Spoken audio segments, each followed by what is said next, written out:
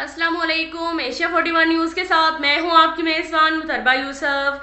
खबर शामिल करते हैं लोधरा से। हमारे ब्यूरो चीफ शाहिद नुनारी के मुताबिक जमायत इस्लामी ज़िला लोधरा के अमीर डॉक्टर ताहिर अहमद चौधरी ने कहा कि रमज़ान मुबारक का बाबरकत महीना साया अफगन है।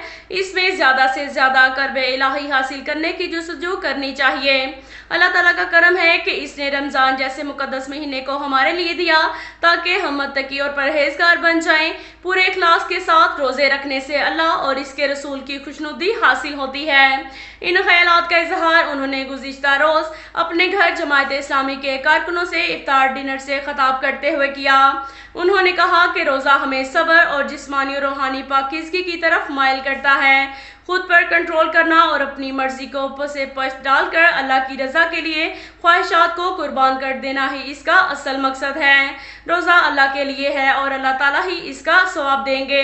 हमें चाहिए कि हम कुरान के साथ अपना नाता मजबूत करें। उन्होंने कहा कि हमारा अलमिया ये है कि जब भी कोई त्यौहार आता है तो मुल्क के अंदर नाजायज़ मुनाफाखोरों की चांदनी हो जाती है। वो दोनों हाथों से अवाम को लूटना शुरू कर देते हैं।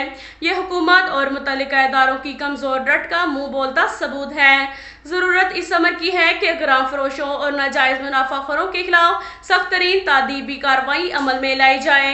पूरी दुनिया में ये रवायत है कि जब भी कोई त्यौहार आता है तो वहाँ की हुकूमतें अवाम के लिए खसूसी पैकेजेस का ऐलान करती हैं और ताजत बढ़ चढ़ कर एहसान का मुजाहरा करते हैं, मगर बदकिस्मती से पाकिस्तान में इसका उलट है। अब तक के लिए इतना ही काफ़ी है। मिलते हैं अगले बुलेटिन में। हमारे साथ रहिएगा। अल्लाह हाफिज़।